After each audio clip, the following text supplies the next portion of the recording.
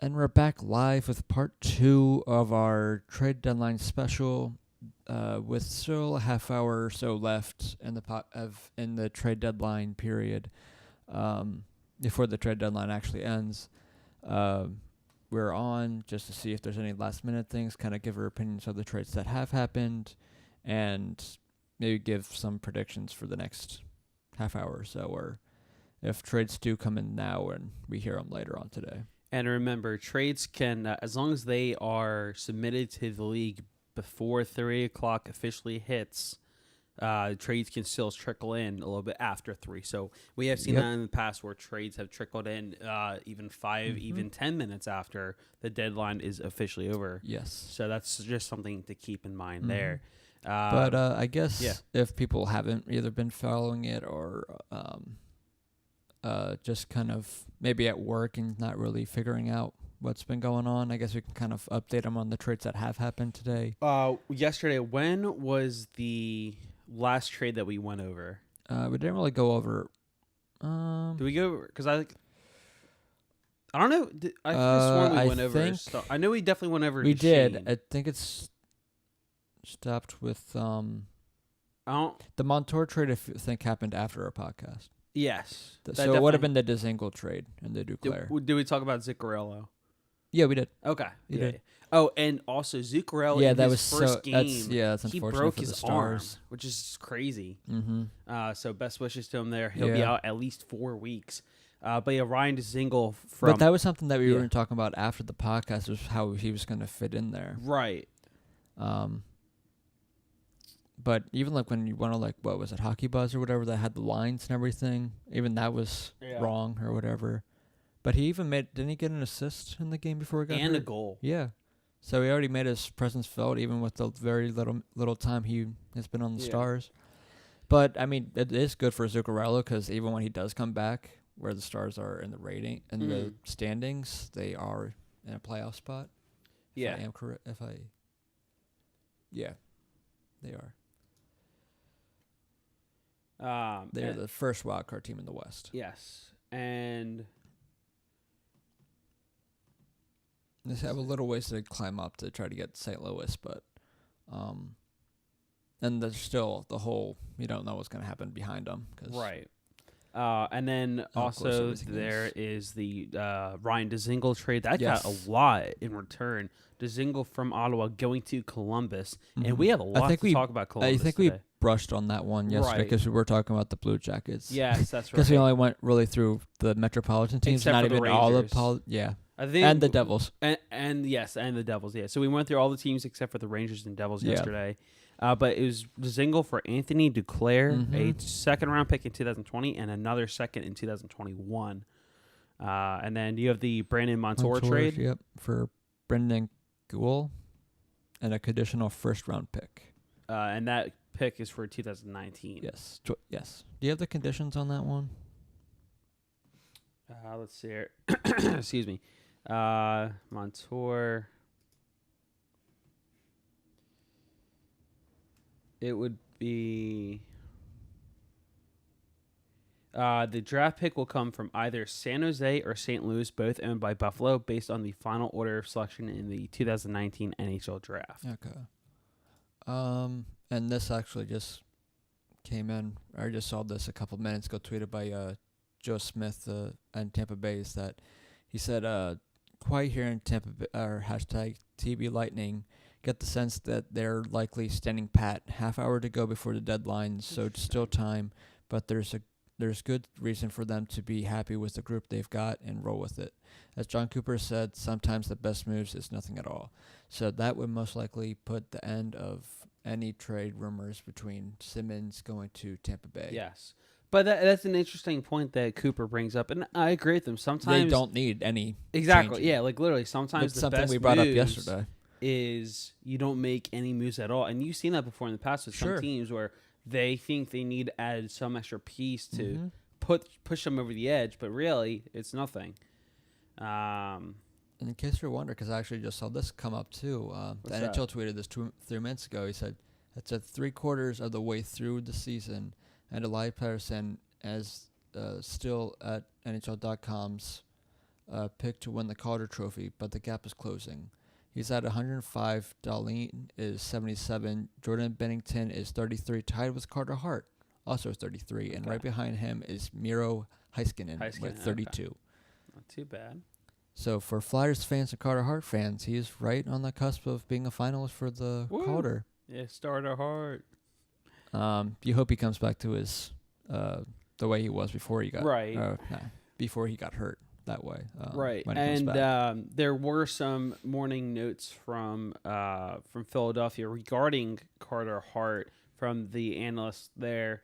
I got to kind of go back way down in my timeline just to go back because it's probably buried by now under all this news. Was it that the Carter Hart could be practicing by the end of by the weekend? Yes, or whatever? It is. And so Scott Gordon had said that Elliott is starting tomorrow. Yeah, that. So he for a very short time had a name listed as a trade, or the Flyers were looking to deal, but nothing really there.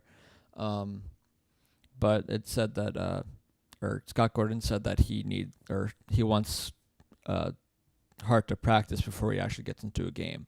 So if he is back by the weekend, that might mean he's gonna practice a little bit beforehand. What do you think of the Montour trade with Anaheim and Buffalo? I think, let's say, Montour is a 3.38 mil cap hit. Mm-hmm. They get a first-round pick, and then they get Brendan Gould in return. I honestly, I'll be honest, I really don't know a whole lot about him. Gould? Or? Yeah. Taking a look now.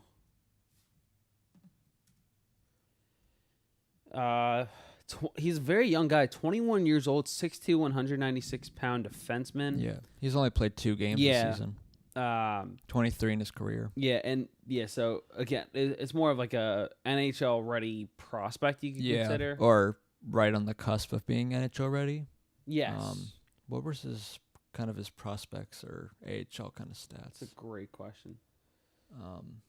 Because these stats that you're seeing here aren't really going to give you right, much. and it really won't speak a whole lot because people are wondering, why would we give up Brandon Montour?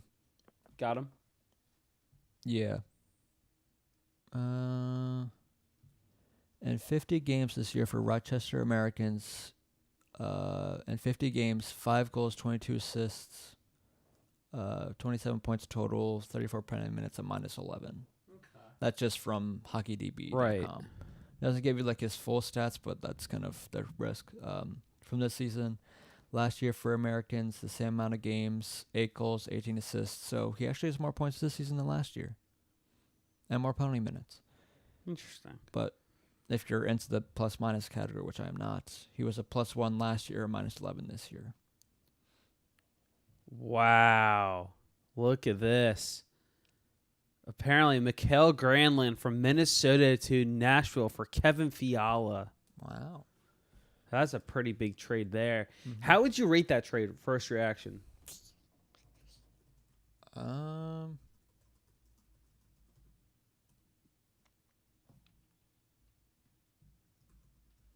don't know. I'm honestly puzzled by this because a little bit. I think it's a great trade for both teams, to be honest. It's almost like they're the same player. Pretty much. I just think Kevin Fiala is a little bit younger, that's all. But I really like this trade. Yeah. But as Tony Androkidis tweeted out about 15 seconds ago, looks like Nashville might be out of the Wayne's Women's sweepstakes because of this. Yeah, I was going to say because of this trade, I think they're officially out. There have been rumors that apparently it could be down to maybe Toronto and Boston as the final 2 teams in for... Oh, and Boston news, Pasternak. I'm going to say Pacioretty. I don't know why. But Pasternak was skating on his own today, so... Yes. He's very... without a stick, though, which is interesting. It is, but that's still a pretty good sign. Yeah. But yeah, those were... Ghoul stats. Wow, that's a pretty big trade. Granlund for Fiala, because Fiala was a team that a player that honestly I didn't think that a team like Nashville would give up in any sort of trade. Yeah. Because he's one of their more better, younger depth players, and I really like that. Mm-hmm.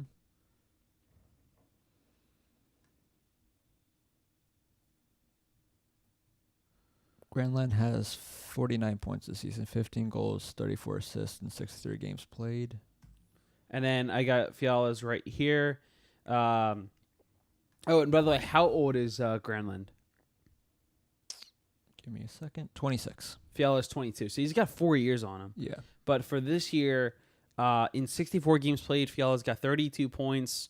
And again, this is only his technically, if you want to put in technicality, this is technically his third season in the NHL because he's had 2 where he's played 1 game and then another where he's played 5. So this is his third realistic full season in a way. He's 32 points, 64 games, 10 goals, 22 assists for, again, 32 points, like I said.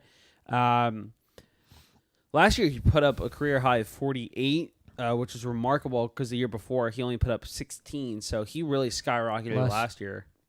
Last year for Granlund, he put up 67 points in 77 games, 21 goals, 46 assists. After the year before, it was a career high in 81 games, 26 goals, 43 assists for 69 points. So a little difference between last year and the year before, only a couple point different. But yeah, that's a pretty good, I'd say a pretty good depth kind of grab for Nashville. And more, so here's a big one as well. It sounds like Ottawa and Vegas are putting the finishing touches on a Mark Stone trade. However, the deal is not done, but it sounds like it could go through.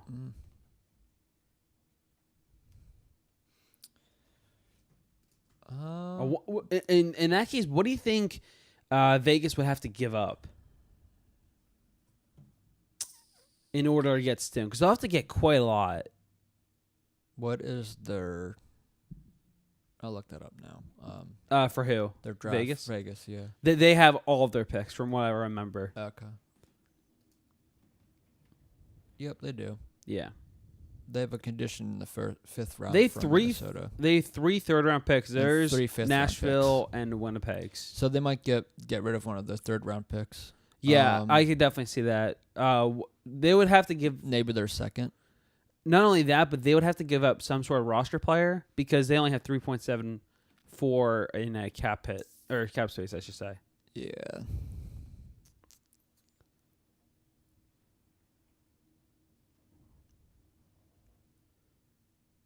I don't know. So now that it sounds like Markston will be officially heading to the Vegas Golden Knights, does this mean that there could be... Because all day we've been waiting for a big trade like this.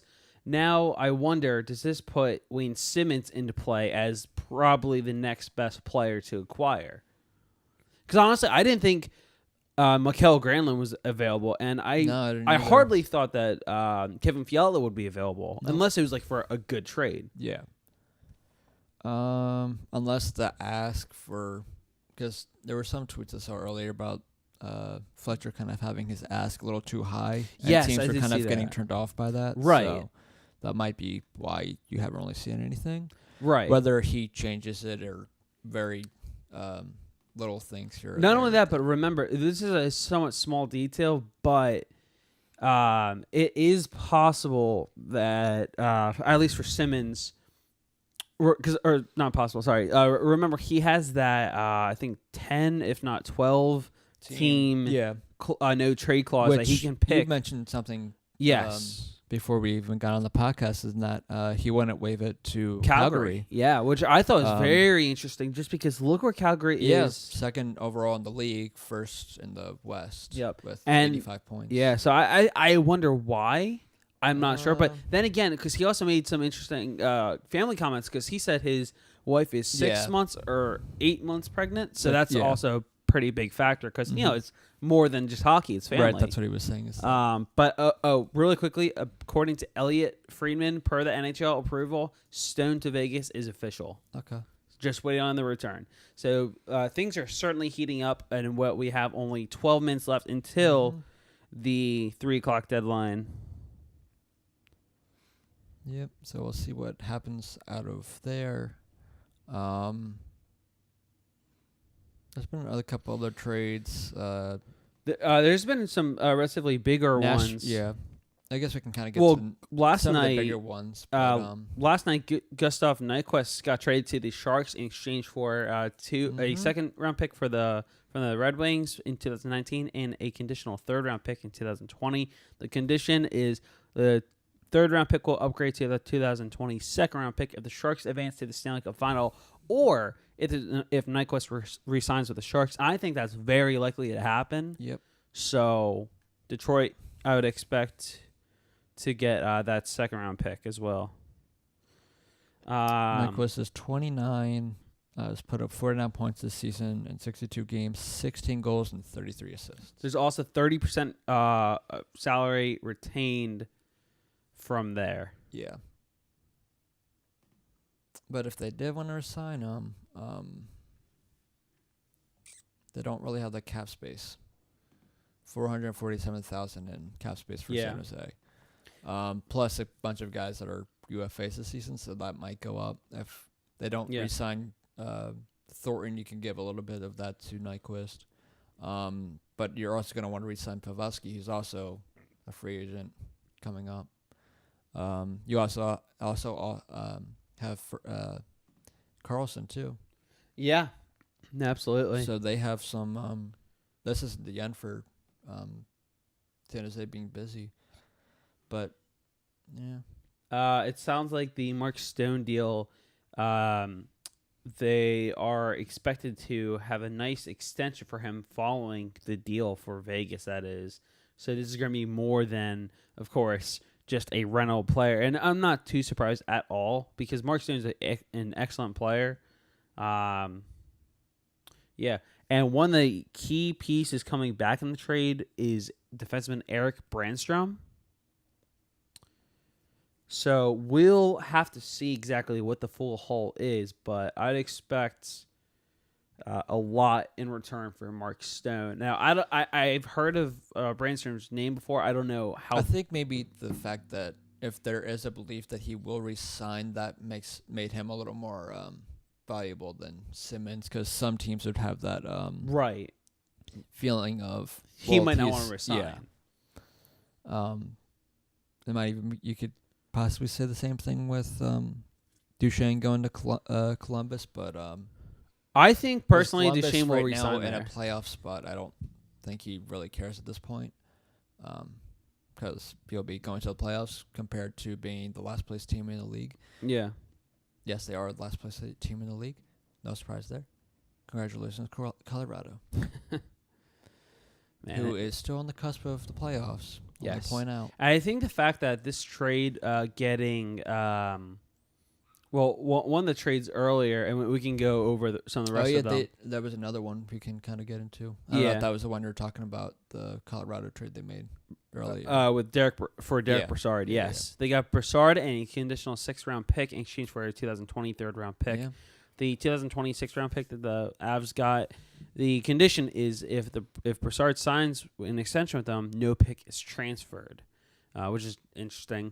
Some other big ones. Kevin Hayes got traded to the Winnipeg Jets for a conditional 1st-round pick, conditional in 2019, 2022 conditional 4th-round pick, and Brendan Lemieux. The condition for the 4th-rounder is the pick transfer to the Rangers only if Winnipeg wins the Cup this year. The 1st-round pick, should the draft lottery render the 2019 NHL first-round selection a top 3 pick, the Rangers will receive the Winnipeg's first-round pick in 2020 instead. And honestly, I highly doubt that one happens. It's more likely for the first condition to happen with winning the Cup, but even then, they're in tough company. And then there's he's also only put up, or sorry, go going ahead. back to Brassard, he's only put up 19 points this season in 50 games. 10 Yeah. goals and 9 assists. And he's been traded He's 2-3 times. 2 times. Two Pittsburgh times. to Florida, now Florida to Colorado. But obviously the last season or so, he's also been dealing with injuries too. So Yeah. but I think that could be a good. He's a center, so that helps a little bit of maybe taking some of the pressure off that top line that they kind of have there in Colorado. So yeah, maybe. Yeah. Apparently, according to Chris Johnston, for the Mark Stone deal, it's Eric Brandstrom, Oscar Lindbergh, and a second-round pick in 2020 to Ottawa for Mark Stone. What do you think of that return? Is that a good return for Ottawa, or is that not as much as you probably would want? I thought that's a good return. I think it's pretty hefty, yeah. Ottawa does snag one of their 2 best prospects and a young roster player who can play. Lindbergh is a former Ranger, and he played quite well there, in my opinion. And you get a second rounder as well, so that's pretty sharp right there. Now we have only 6 minutes left for teams to make deals done, at least submit them into the league. This is going by a lot faster than I thought it would. I'm honestly, for the Flyers' sake, I'm kind of nervous for them because I don't know if they're going to do anything at all. It doesn't seem like they will be. I really don't think they will. For all the rumors that came out about Wayne Simmonds that you heard for at least a month or so, maybe even more, of Wayne Simmonds being out there.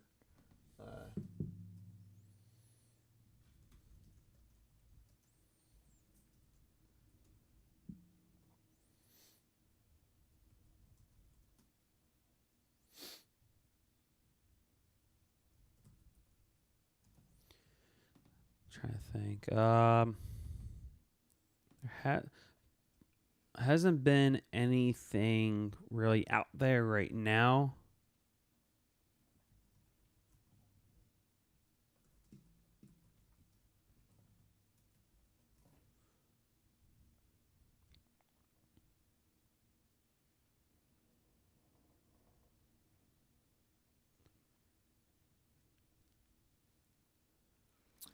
Yeah,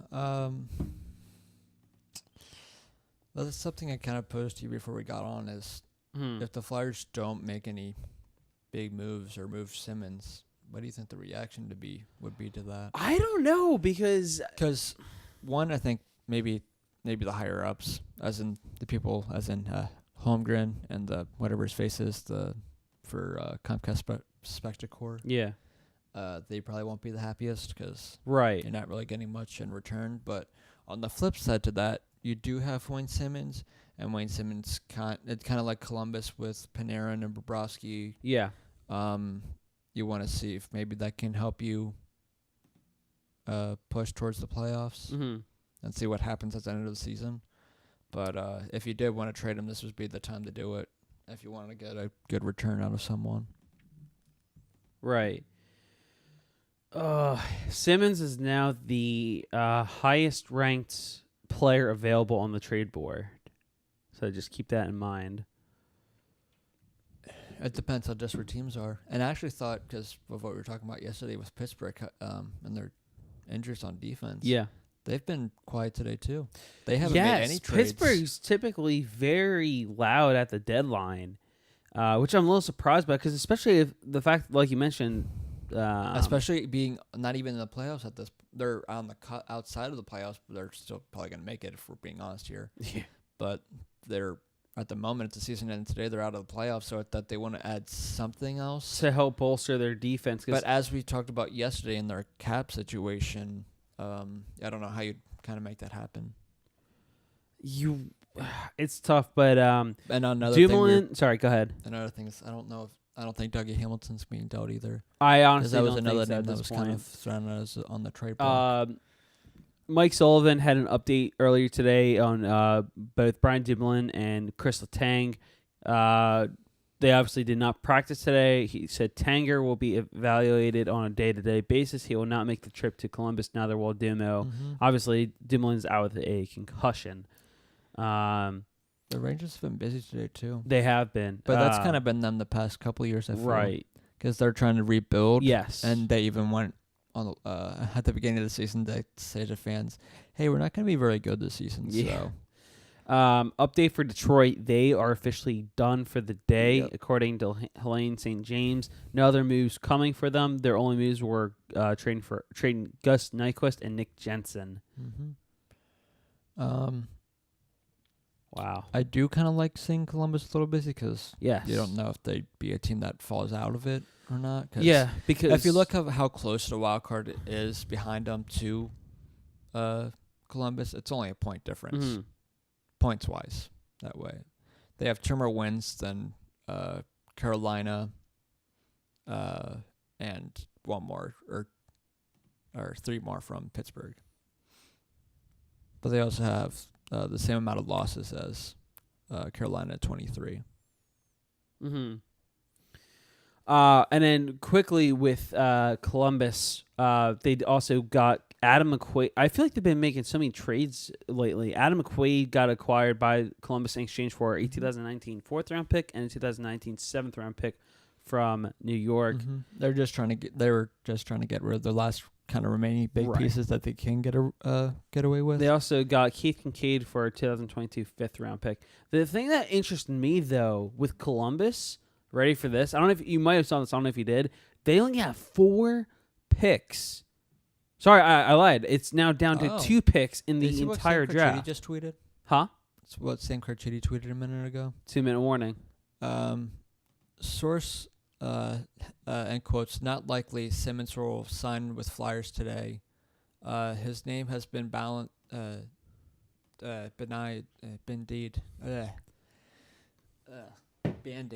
about in the last minutes of trade talks. Interesting.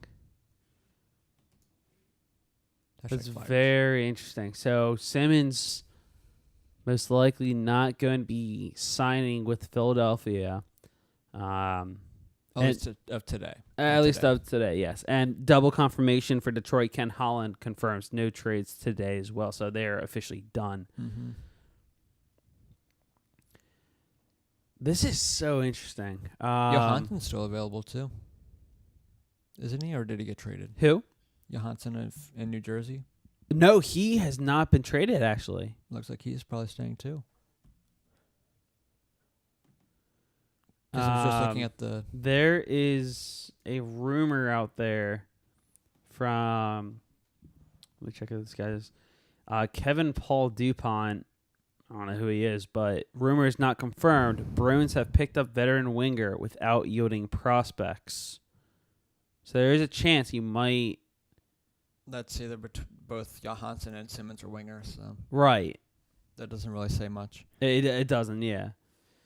They both actually, if you're looking at it points-wise, they both have the same amount of points, but Simmonds That's pretty interesting. has 16 goals, 11 assists. Johansson, 12 goals, 15 assists. Yep. Both 27 points.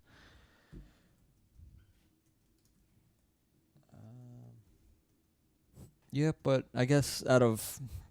obviously, it's past 3 o'clock now, so any trades that trickle in are going to be stuff that kind of have been in, but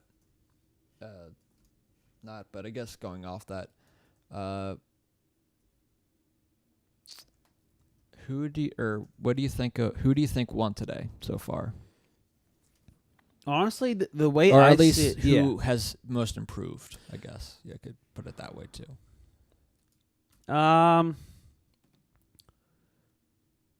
Not a whole lot, but honestly, Winnipeg, it helps with Kevin Hayes. And honestly, I didn't realize this, but he's like 40-some points. Sam Carchidi's, the extension with Vegas that Stone has agreed to it. Got it. But yeah, I like that, getting Kevin Hayes for Winnipeg. Yeah, I think it's a pretty good amount that they gave up. I do like Columbus getting Keith Kincaid. Yes. One, that's a good backup. Two, we've seen him back up Schneider and even take the starter position away from Schneider a couple times in New Jersey. Yeah. But he's a solid backup behind Bobrovsky if they really want to make a change or if they really want to make a charge towards the playoffs. Right. Because they're always a team that always gets eliminated like the first round Yeah. So they're trying to do as much as they can to compete with the roster they have, while maybe making Duchesne happy. That's just my thought. Of Right. making Duchesne, or not Duchesne, Panarin happy to make him stay. No surprise here, but the Caps are done. Nothing coming. Mhm. Also reported Montreal is done for the day as well. Yep. They got Jordan Will today. They did. That is one of the minor trades. For apparently Michael Chaput, who's apparently another former Flyer, which I never knew about. Mhm. I did not know that. Funny. Huh. Just what Sam Crecchetti tweeted. He said, unconfirmed Wayne Simmonds stalled for Bryce Harper and Gio Gonzalez. Sam's a funny guy. Yeah. Just I like the Nyquist deal for the Sharks. Yes, I think that's a trade. great deal. I think the Blue Jackets being very kind of aggressive today was big too. Getting Dzingel was big for them. Apparently, the Mark Stone deal will be 8 years, average around $9 million plus. Wow. I do like the Stars move, getting Zuccarello. Obviously, he got hurt, but we'll have to see how that ends up playing out. Obviously, getting Duchesne really helps Columbus now. Yeah. Yeah, Charlie Coyle was a good ad for Boston. I think that's a great pickup for them. I think even though Pittsburgh didn't do many moves today, getting Pearson and earlier in the season, yes, or earlier, I think that helps. I think that helped depth-wise. And maybe why you don't really see him being very aggressive. Which is why the only reason why yesterday I was thinking maybe they'd look more defensively is because that's where they're kind of weak at, and the injuries that happened the day before, which they probably have a better understanding of, which probably means they're not going to be out for too terribly long. Right. And by the way, for Stone, really quickly, he can't sign that deal until March 1st, actually. So not until Friday. Yes. And then, honestly, I think Columbus kind of won a good amount just because they picked up a lot of good assets. Actually, I'll put it this way. They won and they lost. The reason they lost is because they literally have 2 draft picks for this upcoming draft. They have their 3rd and Calgary's 7th, and that's not a good look. No, but once you do make the playoffs, it's not really the biggest concern because the picks you have aren't going to be the greatest. There's obviously could be moves. Right. Did you see what Darren Dreger responded to? Someone's tweeted to him, so Wayne Simmonds is still a Flyer? ? So far it looks that way. And Darren Dreger said, nope, news coming now. Really? Pending trade call, Wayne Simmonds heading to Nashville. No way. Pierre LeBrun. No way. Wow. Simmonds to Nashville. Yep. Simmonds to Nashville. Reuniting with Pierre Laviolette. That's another one. He's got another former Flyer. He got Zach Ronaldo earlier. Nothing's been official of what they got in return, but look, Mitch texted me too, saying that they dealt. You know that's big when your brother texts you. Mm-hmm.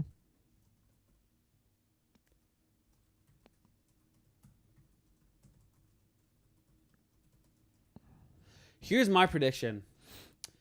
I think that with this move now, Nashville won is the trade officially winning because they picked up.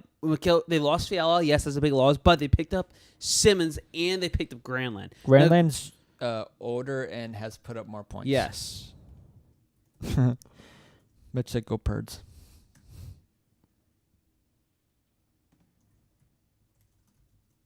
Wow, this is crazy.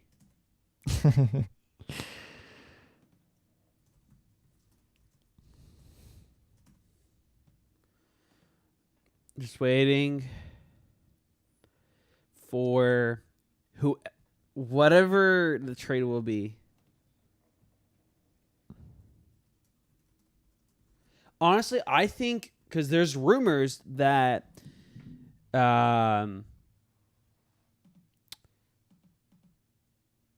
Oh wow! Apparently, according to per sources, Marcus Johansson might have been traded as well. I don't know what the source is, but there's opportunity for that as well. But my guess is for Nashville, because they're looking to get rid of someone like Ryan Hartman. I think Ryan Hartman's going to be in this deal for Simmonds, and I'm going to love it because Hartman is a younger version of Simmonds. Yeah.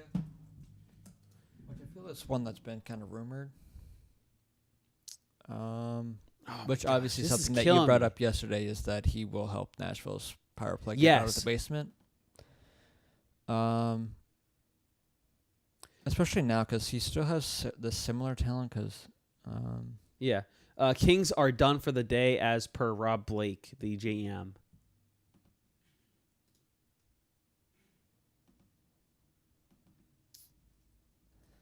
Well, now just waiting for the results of that. And we really did come on the best time for this.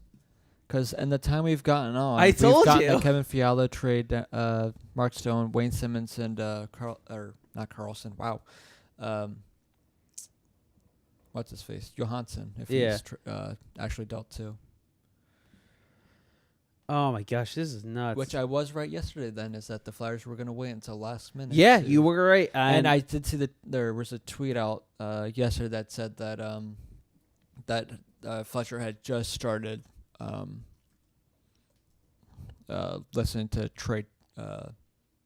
opening trade talks for Simmonds because he wanted to see where the Flyers were and were playoff wise for a playoff race, which at the moment they're still pretty far out.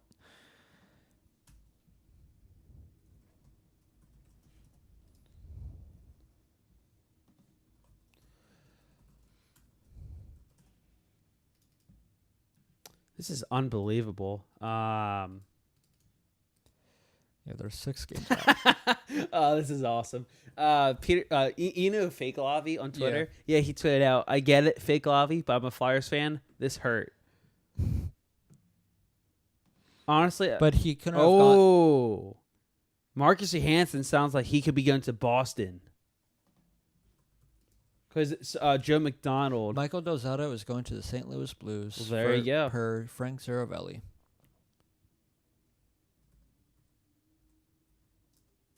I can't. So I was wrong on Michael Dozzato. Yes, but that's all right. Honestly, I didn't think he was going to get traded either.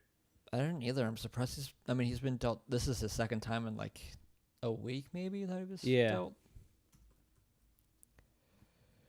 Everyone's waiting for the return on both of them, or in the actual confirmation of Boston. It's crazy. Ryan Hartman is going back to the Flyers as part of the deal. Per Called Frank it. Zaravelli. Called it. I called it. I love that deal. I absolutely love Ryan Hartman. Ryan Hartman and a pick to Philly for Simmonds. Pure LeBron.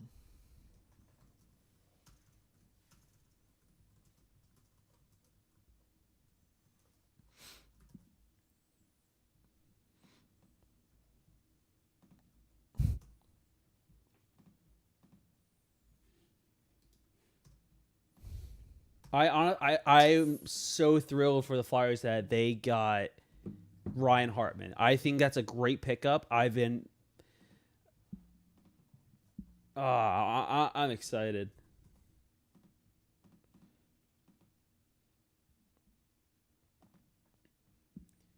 You said LeBron? Yep. All right.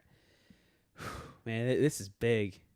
Also, Frank Cervelli tweeted this out.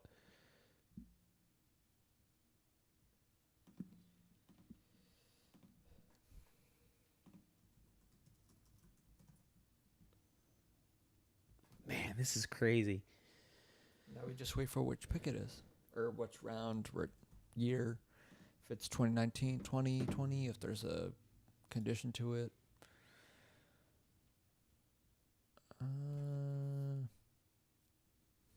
Still haven't heard anything right now. Come on. I'm refreshing Twitter like nonstop here. While I'm looking at that, let's look at Hartman's stats and then look at. It does sound like Marcus Johansson is going to the I Bruins. can't. Oh, there they are. Ryan Hartman, he's an RFA this season. Has another season. 24.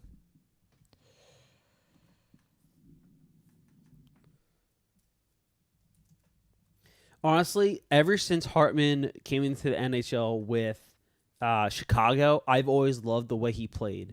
He's honestly a very similar player to Wayne Simmonds. He's put up 20 points this season, 10 goals, there it 10 is. assists. Marcus Johansson officially to Boston. Per? Chris Johnston, and as well as John Shannon.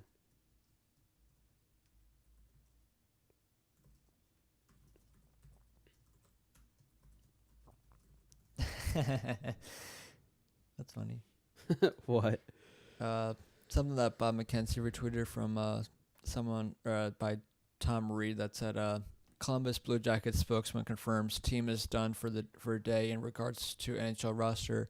Penner and Bob are staying. Then again, Torts pretty much told us and my mom that a few hours ago.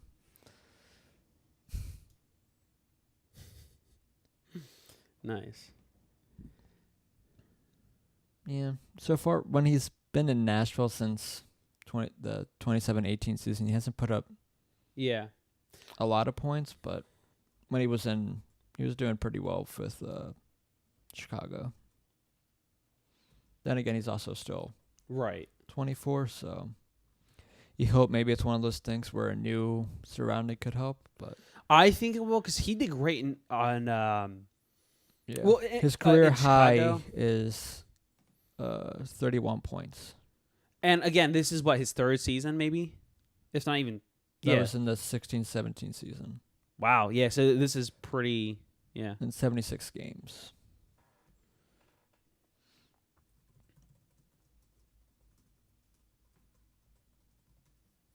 No, he put up 31 points last year, too. Okay, there you go.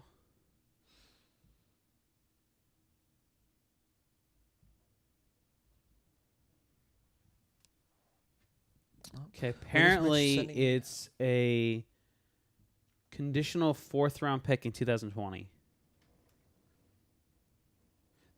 Okay. This is a good deal. I like this. It turns into a 3rd-round pick if Preds win around.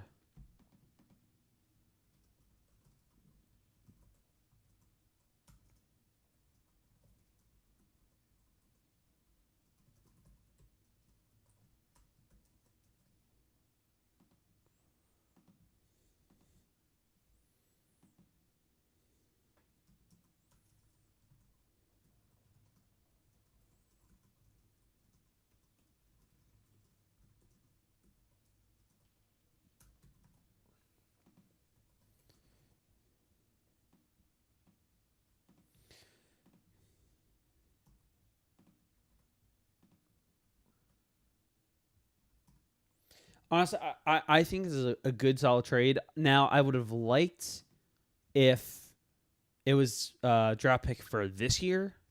However, let's be honest here. Nashville can win a series. Yeah, I agree. Because who would they be playing now? If the season ended today.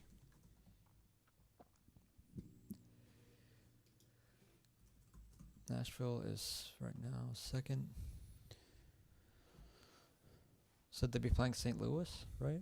I believe so. Yeah, because and honestly, I think they could steamroll them. Yeah, they could.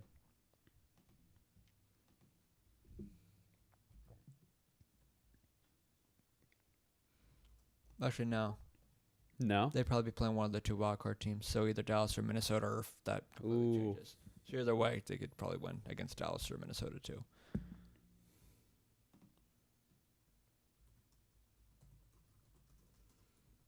So here's my thing, though, is are you happier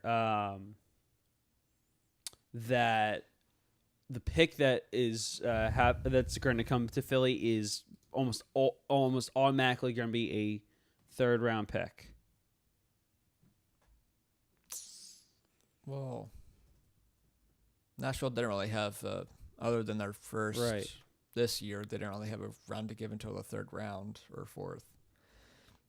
Next year they had their first and second and third. They have all their picks except for the seventh in 2020. So The deal came for Simmonds' deal that came together at 257. Still, obviously, a pending trade call before it's an official trade, but that's almost official. Yeah. yeah, So, what are your thoughts on this? Because I that love helps this deal. the middle of the pack for Nashville too. Well, I was saying Because for the Brian yeah. Boyle acquisition obviously helps. The trade they got, what was Hartman, right? The other one? Yes. Yeah. Wait, I'm sorry. For the trade just now. Michael Granlund. Oh, Granlund. Yes. Oh, for Fiala. Yeah. Granlund was a good pickup. He would be another good kind of middle of the lineup guy, or forwards wise line. Like maybe second, third.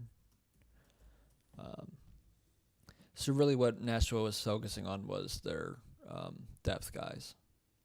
And obviously power play. Because Right. Simmonds. Because they realized it seems that they have to kind of compete with. They obviously have arguably maybe the best or one of the best defense, if not the best defense, depending on your opinion on that. Sorry, can you repeat that? I was saying they either have the best or one of the best defenses, depending on how you feel about the other team's defense. You could put For Nashville. yeah. Yeah. No, for Com- sure. The only other one I was thinking of was Tampa Bay. Yeah. Having a almost equally as better or better, but at least depth wise, they have probably the best defense. Blue line at least. So, and obviously in the playoffs, you kind of want the middle of the pack guys or the guys that kind of show up. Yeah. And they realize with them looking up at Winnipeg, that they would have had to have done something to help them more. Yeah. Obviously, Kevin Hayes, they both, Winnipeg and Nashville, improved a little today. Winnipeg not as much. They just got Kevin Hayes, which is a good acquisition, Right. but that's the only thing they really did today. Yep. So, the Michael Dos Auto trade was for a 6th round pick. wow.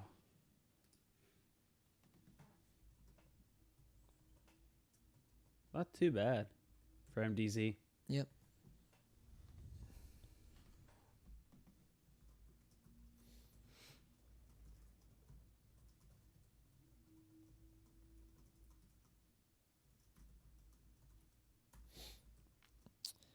If you want to know what the Senators got in return, this is something that TSN Hockey on Twitter tweeted out about 4 minutes ago. So since this is going back from when they traded Carlson, so from Carlson, Duchesne, Dzingel, and Stone being traded, they have 2 first picks, 2 conditional first picks, 3 second-round picks, 4 NHLers, and 5 prospects. Damn. They could have probably had the first overall pick this year. Yeah. But then the other question then becomes, I guess we'll see how he plays the rest of the year because he's an RFA. We'll see what Fletcher would want to do with. For Hartman. Yeah. Yeah. And also, I think That's funny. Someone tweeted out, how did the Flyers get less for Wayne Simmonds than the Devils did for Ben Lovejoy? Yeah. But also, I think there is a big factor of Because Simmonds was not having a Yeah. great year. Also, like True. Mark Stone. I mean, it's kind of similar. Right. Because in the Ben Lovejoy trade, it was Ben Lovejoy for Connor Carrick and a 2019 third-round pick, which could pretty much be what this pick could potentially be.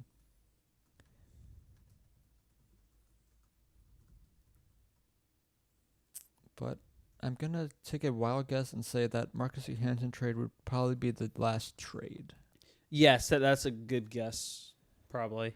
Who would you say is a loser in all this? Um, Or a team that maybe be on the cusp but didn't do enough to kind of Put them over the edge. or prove them in some way. Honestly, Carolina. I really thought that they should have done more. Yeah, Because I don't think they really did anything. they They just got a gave future away consideration For for Cliff Cliff Pugh. Pugh. They got Thomas Yurko for future considerations from Florida.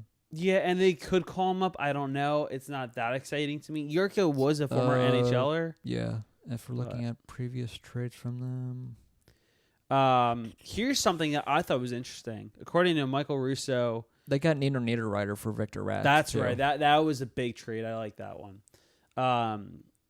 Okay, so I stand corrected. But according to Michael Russo, who covers the NHL and Wild for The Athletic, Eric Stahl's agent had a lengthy conversation with GM Paul Fenton around 1:45 Central Time, and by the end of the conversation, it was mutually agreed upon that Stahl would not be traded because Boston was pushing very hard for him.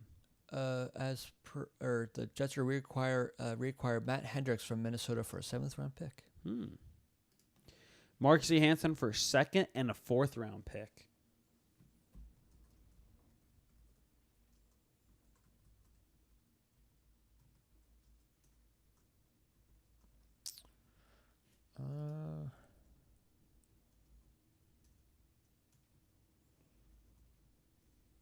Did he say what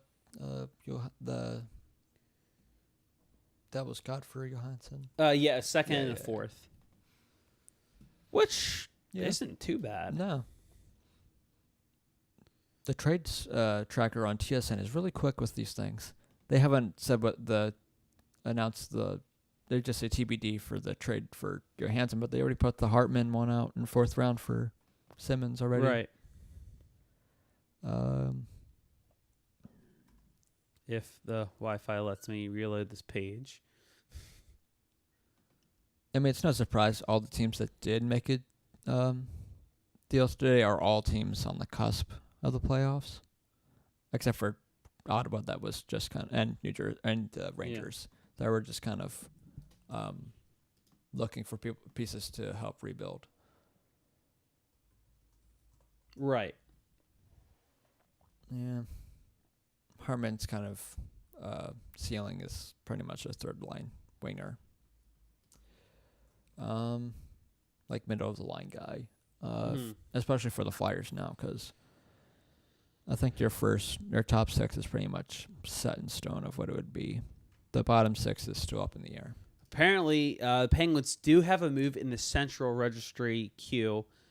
Jason McKay is told that's why they're waiting, and he's the Penguins beat writer for the Pittsburgh Post-Gazette. So there is a deal coming for the Penguins. We just don't know what it is yet. So I'm curious on how big that trade will be. Mm-hmm. Everything just picked up in like literally the last 5-10 minutes. At least of 3 o'clock. And obviously, I don't think anyone's really surprised about. Right, but it's just nice because all day I've been waiting for trades and just. Well, you were waiting for stuff, but when it really, like the MLB trade deadline, it all comes down to the last minutes, literally, seconds, even. Yeah. But even the MLBs, it's even longer because you have those weird ones that can happen in August. Okay, here's an interesting thought. The Flyers already have 2 3rd-round picks next draft. If the Preds win that series, which they almost guarantee should, the Flyers will have another 3rd. Mm-hmm. So, here's my thing. Chuck Fletcher could easily flip a player and one of those picks, if you're that desperate, 2, for a pretty solid player in return. I wonder if you trade one of those, if it's probably going to be through. Oh, wow. Cap Friendly's quick too. They already put Ryan Hartman on there. Wow. I can't even get Cap Friendly up right now. It's probably crashed. Right, because they already have the condition of the Nashville trade on there too. Yeah. But I wonder if they possibly think about trying to get another 1st-round pick. Nashville or Philly? Philly, around the draft. I could definitely. I honestly guarantee it because if it does end up being another 3rd-round pick, you can easily trade 2 for 1 and a player. Sure.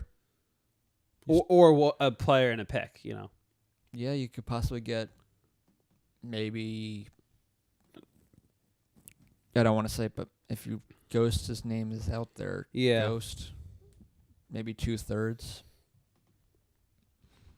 for a first and a prospect, maybe. All right, or here maybe we that go. may Finally, yep. So Cat Friendly officially has that trade up there. Man, this is I love trade deadline. Mm-hmm. Yeah. Eric Branson on the move from Vancouver to Pitt. That is the deal that people are waiting for. I still think that top of the.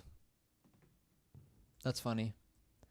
Travis Yost said the NHL Network is saying Columbus inquired on Henrik Lundqvist. I did see that. He said he's already Bob not. McKenzie tweeted like a couple seconds ago, hearing Eric Brunson on the move from Vancouver to Pittsburgh. Yes. Yeah, that was the thing I just mentioned. Did you? Sorry. It's all good. Hey, can't hurt to repeat it, though. I was focusing on different stuff. I can tell. That's all right. That's funny, too. Got Mr. Jokesters over there. Oh, no, I was just... no, I'm just kidding. I'm just laughing because you're just laughing over there. Minchioni tweeted out, so the almost decade-long Shea Weber-induced Cold War between the Nashville Predators and Philadelphia Flyers has finally ended. I like that. Oh, that's good.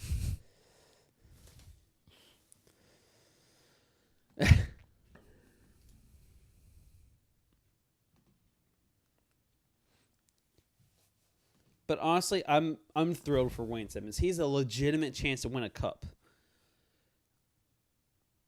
And Flyers in return, they got a third line right wing. Mm-hmm. Yeah. The weird thing is now that all these trades have come in is I'm looking more towards the top of the West. Yeah. Because standings back up. If I'm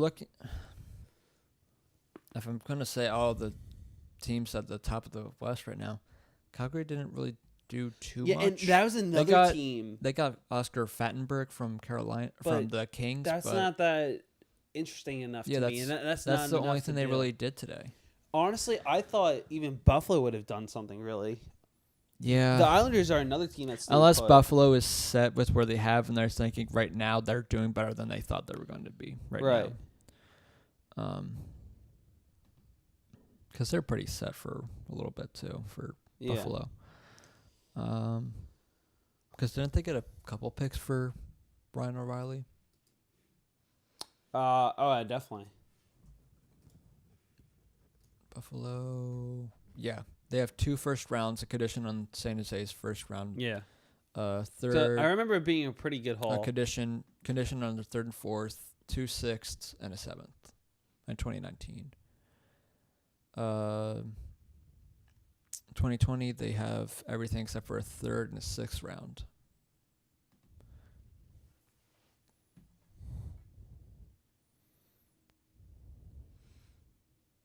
And they're still a young team developing, too. And it's all the only reason why they are where they are now is because of their 10-game winning streak. Right. Which I still think everyone's still surprised at where Buffalo is right now. Because I definitely didn't have them where they are now. I had Florida above them. Right. Yeah, no, I remember that. I thought Florida was going to be a lot better this season than they are. But yeah, as I was saying before, the West at the top is because Winnipeg's pretty deep too. Nashville added a good amount of pieces today. That's why and even Vegas added Stone. San Jose added pieces too. Mm-hmm. Right? Yeah, they got. Wow! Nyquist. Tanner Pearson heading back to Vancouver now. Really? Yeah, that's it. I knew they had to get rid of a big contract. Dang it! I keep hitting this thing. What was that? It's this little box here. Oh, the thing that controls our mic. Yeah, volume, I keep hitting that. Or the headset volume. Because right now, I still think it could be a toss-up of who wins in the West. At least the top of the West. Central, at least, between Winnipeg and Nashville, but Calgary, I wouldn't be surprised. Maybe Vegas would have to go on a pretty decent run. Right. I think With they only will 69 now with points. Stone. But I think San Jose could potentially jump Calgary for the Pacific.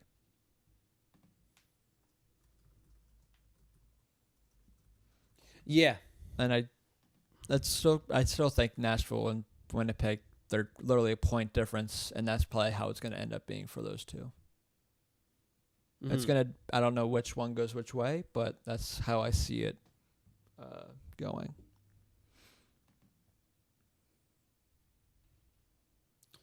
Yeah. We're kind of going back to the standings and everything.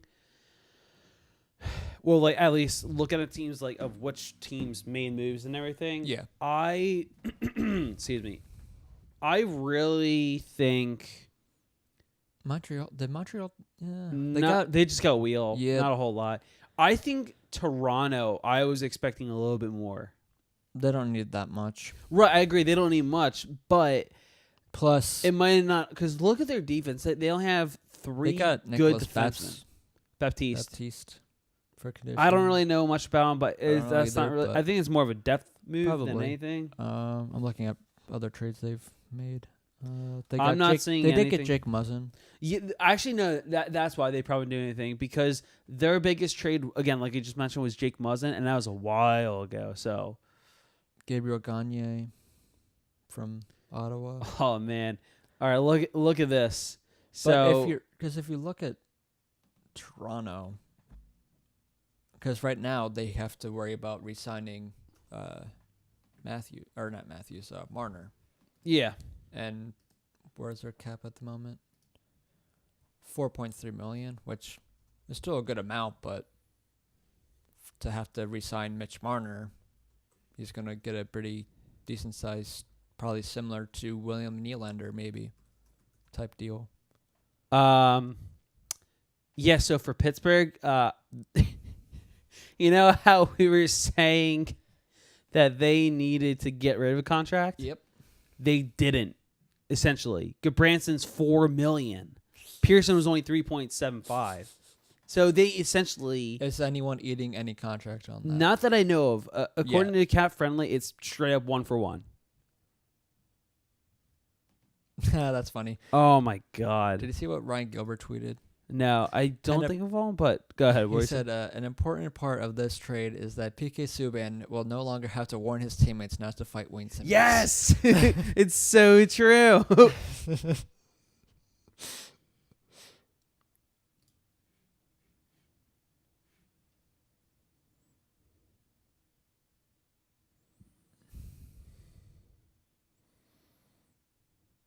That's honestly so true, though.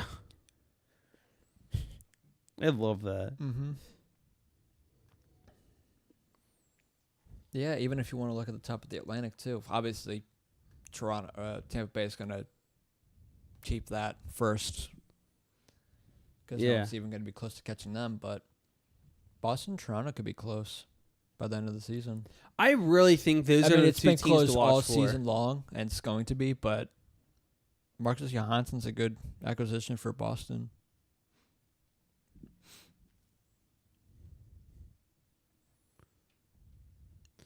Honestly, with this Goodbranson trade, I think the Penguins Cup window And getting Charlie Coyle, that helps them too. Yes, I think honestly Boston's gonna make a solid run. They could. They just got a second line. Yeah, oh my God, that's insane. Honestly, I'll get to the Penguins. My thought about the Penguins. Excuse me. In a second, I think because one analyst, like national analyst, brought this up. Whoever gets Marcus Johansson, it's a sneaky deal, Right. and I think sure they gave up a good amount, a second and a fourth, I believe, for him, but that's still a good deal for Boston. They're getting a strong player in Johansson because when he played his top hockey, it was in Washington. He was on his game. He was. And so he'll most likely be on a line with Charlie Coyle, and I'm trying to think who else would be that on that third, the third part of the line there with him. Also for Chicago, Stan Bowman, the GM, said he did not ask any players to waive their no moving clauses at any David point. Backes? Yes, back. Is Backus hurt? I think he might still be come back, but even when he does come back, that's just another name. He's not on the IR, at least. Okay, maybe. Huh. Let's go to their last game Boston played, which was too far back.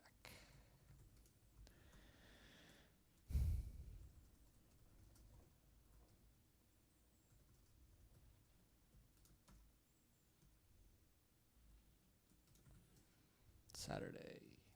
Game Center.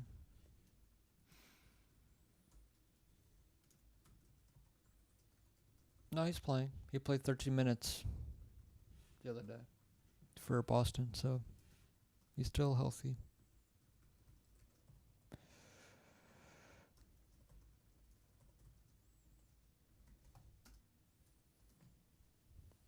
Yeah, so I guess Boston, would want to have a veteran in Backus with a young player like Coyle, or younger, I guess. He's not in, he's in his mid-20s, I guess.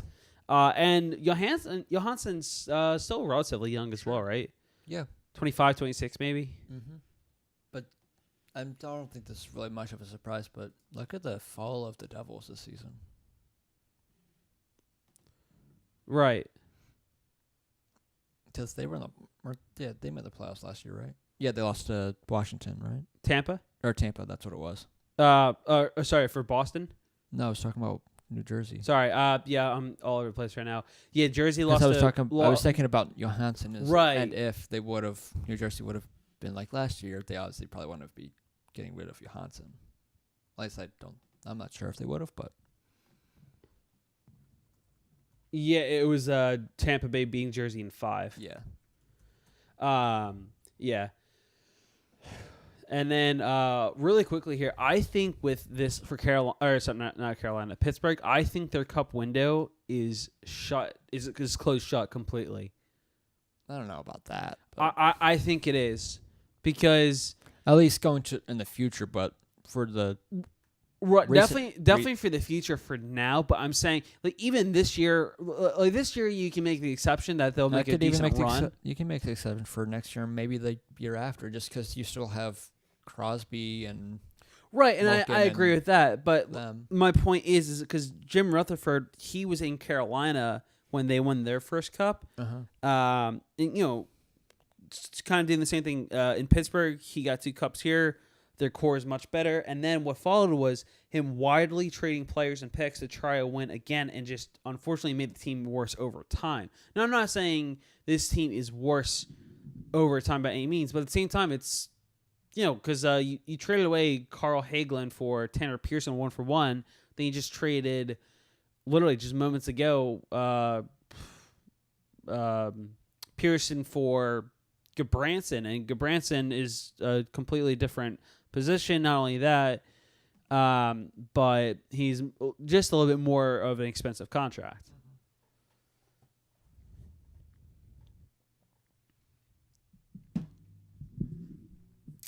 Yeah, but can you say the same thing kind of about, I guess maybe not, but similar to Chicago and their 3 cup runs? Yeah, no, that's definitely fair. Buffalo got another fucking trade. Are you serious? Nathan Bellew from Buffalo for a 6th round pick. Yes.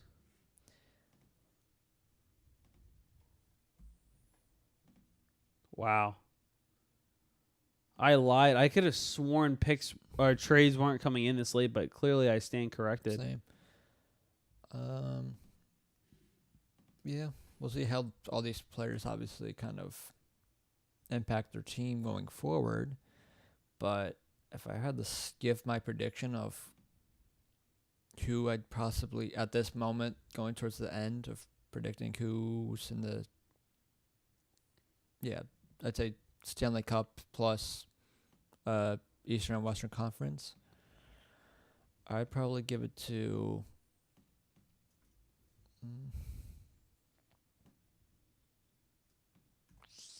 maybe Tampa Bay and Washington probably, and it might be a repeat of. I don't know, maybe. Yeah. I could see a repeat of last year of Winnipeg, Vegas. Yeah, I would love to see that. The Jets have acquired Hendricks from the Wild, as well as defenseman Nathan Bellew, like you mentioned, from the Sabres. So, some minor trades going on here still. But that's just kind of my thinking, because if I'm looking at all the moves that have been made, and I think those are still. I think I might have said that at the beginning of the season. Yeah. I think I still had Winnipeg winning it all, and I'd probably still have Winnipeg winning it all. They'd probably still face Tampa Bay, but I think it'd be either way. Winnipeg. I think it's a good fit for Tampa Bay versus Winnipeg. Or my other thing is, is it even possible to have a Tampa Bay Toronto matchup in the conference finals? Is that actually possible or no? If they beat Boston, maybe. Well, no, I'm saying because the way the playoffs match up sometimes is Tampa Bay would be playing Carolina and the Islanders would be playing Montreal, right? I think so. So then Washington would be playing Columbus and Boston would be playing Toronto. And then Tampa Bay would be playing then the lower seeded team out of whoever would lose there.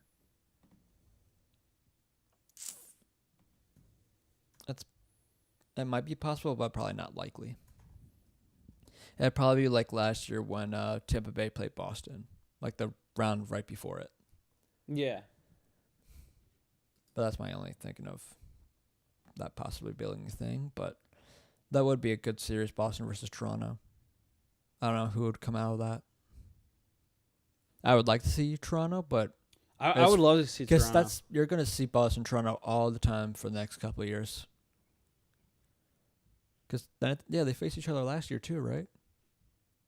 But yeah, and Toronto lost in 7. That was a great series. That's how it's going to be this year, I'm sure. Yeah, I think so. Probably 6 or 7. I'm saying 7. Yeah. Man, it depends on what you're looking at, because it depends who has the hotter goalie. Yeah. That's what I'm going to put it up to. Because now looking at their both lineups, Boston now has the second line, but Toronto has like better offense. But then when you look defensively, Charlie McAvoy is probably the best defenseman that both teams have. Yeah. Jake Muzzin is a good defenseman, and he's a great defenseman. Morgan Riley is too. So then, depth-wise, yeah, but then Boston also has their veterans. Yeah. So it would have to be on goaltending. And that's where they have Rask and Halak. Yeah, they have Halak, who's been good this season too. Yeah. The only thing that would prevent Toronto is they need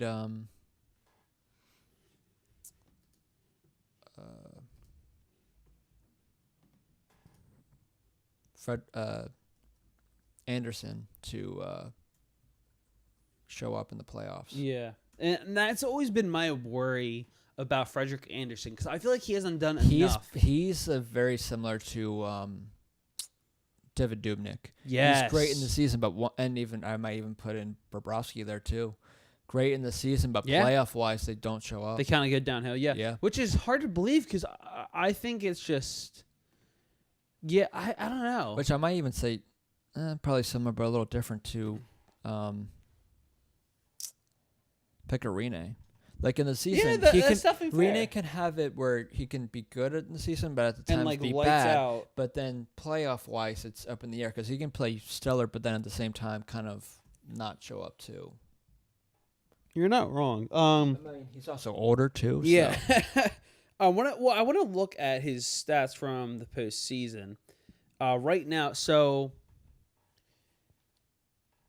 honestly, his best year was the year the Preds went to the finals. He went 14-8. He had a 1.96 goals against average, a .930 save percentage, and 2 shutouts. Honestly, that's his best career year in playoffs. Who's this? Pecorine. Yeah. Because that's the one thing I know. The Penguins and Predators series, when the Penguins won, is I feel like Pecorine might have gotten tired by the end of I think that's fair, yeah. Because there was a time where I thought Nashville could possibly pull this off, but Pecorine couldn't really keep up. And then I think, Nashville kept having injuries too. They didn't have Johansson. That was a big loss for them then. Right. Which is why you see them trying to make these moves now, because even San Jose, if you want to go back to then, because when they were in the Stanley Cups the year before that, they don't want to be another team that gets out early. Yeah. Or Nashville that got out pretty early last year too. Another trade, Jonathan Dahlin from the Canucks to Jonathan Dahlin to the Sharks in exchange for Linus Karlsson to the Canucks. So, relatively minor trade. This is what I'm seeing. The trades are, this is just completely different, but I'm looking at the Jets trades that they have made. It's obviously depth moves, but I think it's more, at this point, it's back-end defensive help they want. Yeah. Obviously, Kevin Hayes.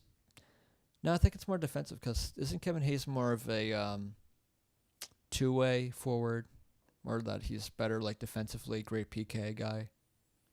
Yeah, he definitely is, and it's... I think they were trying to look more defensively. Yeah. At this trade deadline. Actually, I also find a trade they find it, and I guess because it was just a 7th round pick, that they made a trade in division with the Wild. I always find it weird when teams do that. I don't know why. Just in division trade, like Boston Devil. No, not that.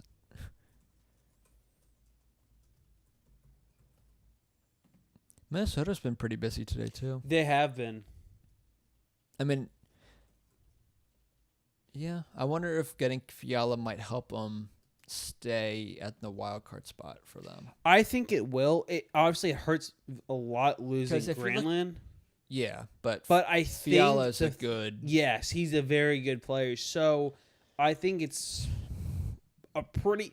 It depends. If you're looking at the teams behind them, like Colorado, Arizona, Chicago, because it's only a couple points difference there. You might even put Vancouver in there too if you still have them, right. because it's still open in the West, wild card wise. But I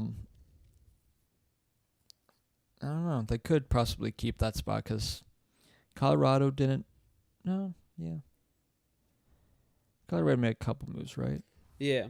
Yeah, they got Derek Brassard. Oh yeah. And that was only their big move, really. They didn't make a whole lot. No. Arizona, I don't think they're thinking they're making the playoffs. So I don't. No, really know. unfortunately not. And I would have liked, and I don't know about Carolina. I would have liked to see them make more of a move. Mm-hmm. I know they got Niederreiter earlier, but Because, yeah, the only trade Arizona made was the Jordan Wheel one, right? yeah, yes, yeah, And that, for Chabot. yes, Or Chaput. Chaput. Yeah. I wonder if they regret trading away Dylan Larkin now. Say Not again? Dylan Larkin. What's his name?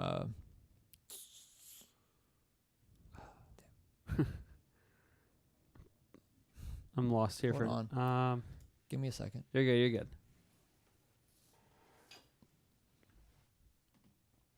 Dylan Strom, sorry. Oh, Strom. Sorry. What about Stromer? I wonder if Arizona regrets trading Will away. Honestly, here's how I'll put it. Or was I it think just one of those things where he just needed a new place? That's exactly what I'm thinking, because I think you would have gotten the exact same player you were getting in Dylan Strom at Arizona for a couple more years. Maybe he would have broken out eventually, but that's what you would have been getting, because he doesn't have enough of Can his... you stop making trades, Winnipeg? Oh, my God. Did they make another... Nick Patan to Nick Patan to the Leafs for Par Lindholm to the Jets. My God. This is unreal. 6 deals today for the Jets. All these are depth moves, too. Yeah. Wow.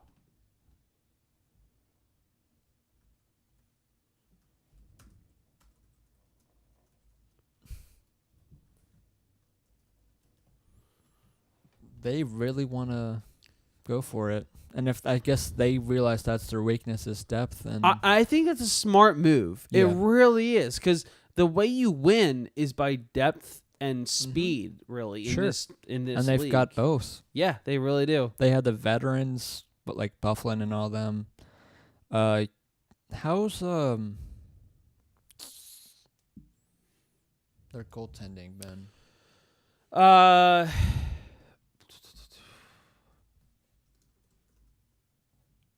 Hellebuck, I don't think has been as great as people would hope. Well, at least if you're looking at last year, but last year was That's fair. stellar. But yeah. Let's look at this. Man. I definitely want to talk about a little bit more about Nashville after talking about this, because Matt Larkin of the Hockey News brings up a great point. Or But before go you get ahead, to that though. point, for Connor sure. Hellebuck has in 47 games, 27-17-0, a 298 goals against, and a 909 save percentage. Their backup, Lauren Bersoit, Yes, in Bersoit. 16 games, 10-4-0, a 245 goals against, a 929 save percentage. So not terrible there. Connor Hellebuck's kind of average. You kind of hope you put up a little better numbers, but that's about average. But go on, you were saying about Nashville. Yeah. I'll put it this way. Nashville, well, again, like... Sorry, go on. You're good. So Nashville managed to upgrade their forward core significantly from Kevin Fiala and Ryan Hartman to Mikael Granlund and Wayne Simmonds without surrendering a first-round pick or a top-end prospect such as Eli Tolvanen or Dante Fabro. I think that's excellent work out of David Pohl. Yeah. I think he really Nashville is the clear-cut winners at the end of the day for the deadline. Yeah. But if you're thinking depth mood-wise, I'd probably say Winnipeg. Yeah, well, definitely for that too. But if you're saying, I'd still give it to Nashville. But yeah, I wonder if Winnipeg made these trades. Maybe not, because these moves would have come out beforehand. If them getting Simmonds, or maybe they heard rumors of Nashville getting Simmonds, so they wanted to try to get as much as they could. Because most of these, a lot of their trades they made is pretty much for like 13 or like a 7th defenseman or 13 forward. Yeah. And the trades they just gave and the picks they've given weren't really that bad. A 6th round to Buffalo and a 7th round to Florida. Yeah. And Par Lindholm, or Nick Patan, who I don't know much about. Yeah. Wayne Simmonds is the second highest trending topic on Twitter. Right behind Nashville, Mark Stone. And Hartman is 8th. So clearly, it seems like fans are not that thrilled with this trade, in my opinion. I think people are, because Flyers Twitter is Flyers Twitter wise is Yes. always up in the air, but they're probably thinking, well, if you're going to trade Wayne Simmonds, they see Wayne Simmonds' value more than, I guess, other teams and other people do. So they saw what Simmonds brings and thought that was granted more than a pick and just this guy. Yeah. Which I could agree with, maybe, and to some extent. But if you're asking, if you wasn't for him being a rental, he'd obviously have a bigger market for him. And you probably would see the deal that people were saying Fletcher was looking for a first prospect and a ready prospect and a NHL ready player and a prospect. I think, obviously Peter Laviolette knows what type of player Wayne Simmonds is, but their GM doesn't really as much as Lavi does, because he's coached him for several years. Mm-hmm. Well, maybe I lied. for a couple years. Only like 2, maybe 3 absolute. Yeah, but most. he's still the But value. still, he's Exactly. He had the value of the luxury of what the Flyers had. Yes. Or he had the luxury of having both Scott Hartnell and Wayne Simmonds. Yeah. And I guess he could, because he got Scott Hartnell back. And you saw how he didn't do much, but he did something. Yeah, he was still around and everything, and I don't know if he turned up for the playoffs or not, but I think he played a couple of games for them. Yeah. But Wayne Simmonds is a younger, better player than that, and you could arguably say it's kind of the same with him getting a Johansson and Simmonds that he had with Hartnell and Simmonds. Yeah, and that's fair. But no, honestly, I think you make a very valid point in the fact that Simmonds would have gotten more in turn if he wasn't going to be a possible rental. And you don't really know what teams he didn't, other than Calgary, teams he didn't want to go to. Exactly. Or be traded to. Because imagine if Simmonds went to Boston. Look how lethal their lineup becomes even more. Sure. I don't know what he would have to give up in return. It would have to be quite a bit as well. Mm-hmm. But also, I think the fact that everyone knew that Fletcher's asking price for Simmonds was pretty high is tough. Yeah.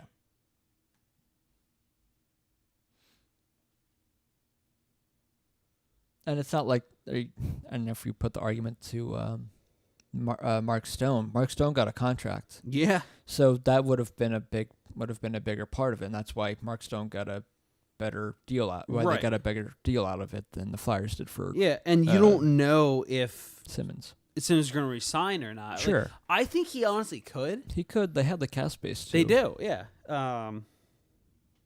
So we'll wait and see. But honestly, I think I'm rather content with how this trade deadline went. What about you? Yeah. I'm just glad the Flyers made some sort of move. Yeah. And it was a decent one, I think. Yep. And also Flyers news, just completely different, but I just thought of it. But Morin was called up. Samuel Morin I'm so glad you mentioned that. And you said that, or I don't know who tweeted up, but you said something about Andrew McDonald possibly being a healthy scratch in the next game. Yeah, that was John Bork who tweeted that out earlier so you today. can only take that as you can. Yeah. Well, and that's what I thought. But to be fair, other analysts like Dave Isaac was tweeting that out as well. But if you look at least like the practice lines. Yeah, but if you look at the practice lines, the two people that were sitting out were both Myers and Morin. If you're looking at the lines, if you're looking at it that way. And the other thing is, Morin technically has not been activated yet, so to keep that in mind. I wasn't really talking about him. I was talking more Myers. Right. Because Gudas is back now because his suspension's over. Oh yeah, that's why I wanted to bring up Nashville. Yeah, they have $4.3 million in cap space. Both Boyle and Simmonds are free agents. Roman Yossi is too. Ooh. Or no, sorry, that's 2020, 2021. Yeah. Sorry. But still, ooh. Cody McLeod is, and Ronaldo, but I don't know if that's going to be a huge miss for them. But not really. They could potentially re-sign Simmonds. Because I feel like Nashville would be a good place to want to play in. Because their fans aren't like Flyers fans, but they're just as rowdy and everything. Yeah, that I agree with. Then this bullshit that people always say that don't really follow hockey, that Nashville isn't a hockey town. Have you not heard? Did you not hear them during their playoff Did run? you not see the atmosphere? Mm-hmm. And I could... Yeah. I don't know what qualifies as a NHL city or not, but when your fans can actually like start a chant and not have to have any like organ or something saying or getting them to get chant. Them that pumped up. Yeah, and they come up with their own chants. I'd say that kind of qualifies. Oh, for sure. And, yeah. And people say that because they're newer and they're in Nashville. They don't know hockey. Yeah. So Tampa Bay is... Look at Vegas. Look what they did. It's insane. But even with the Vegas is a party city, so most of the people are. That's fair. Because you don't know how many people are there. Or they obviously probably have a good amount of fans now because of the whole last year was very emotional in Vegas and everything because of the shooting and Well, also the Cup run. They were very open and very in on their the people in Vegas and everything, the community there. Yes. So I think that helped, but a lot of people there are there for the experience of being in Vegas and obviously sports betting because only around then was legal really there. But now that it's legal, everywhere's just going to be bigger. But with Vegas, it's a good place to want to play in. Yeah, I agree. And then could you imagine? Oh my God, Nashville and Vegas Eastern Conference, Western Conference final. That would be awesome. Intros to those games would take forever to get to the point of the game. And it's a 8 o'clock puck drop, and here we are starting the puck drop at 9 o'clock Eastern time. Thank you, guys. All right, which country star is doing the national anthem for Nashville, and which stars are in for Vegas? I love it.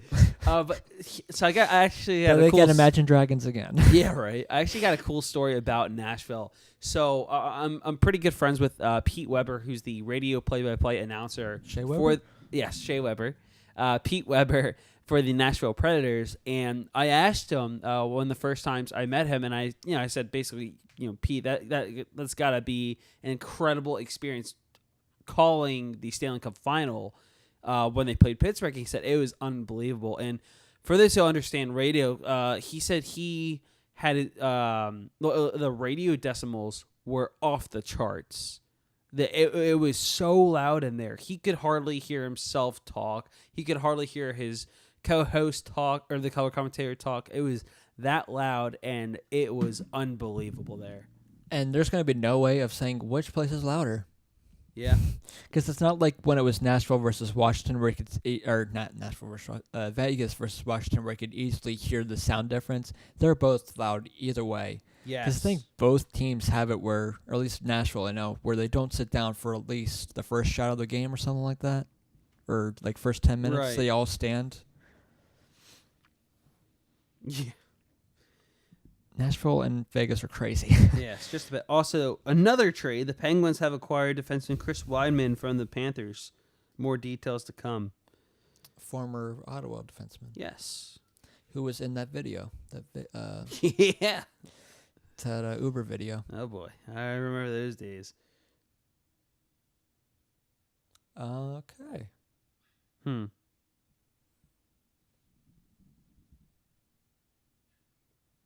Okay, never mind. That was just Florida's PR announcing their trade for Derek Brassard. Sorry. I got confused for a second there.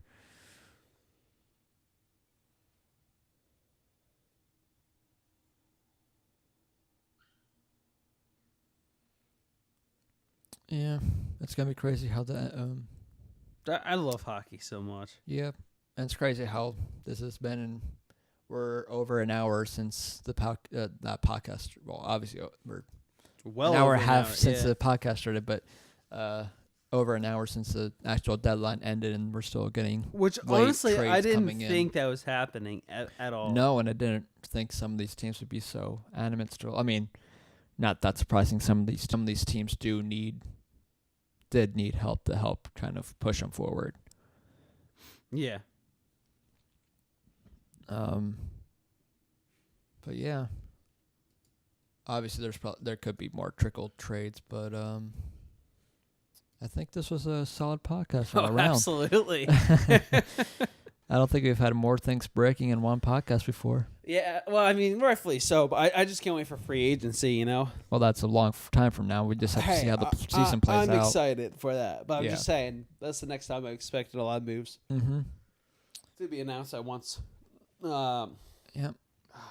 But I think an hour and 33 minutes in is long enough for our podcast. For sure. I think this part 2 was a lot better than our part 1, but yeah, we'll see you whenever we do our next podcast next.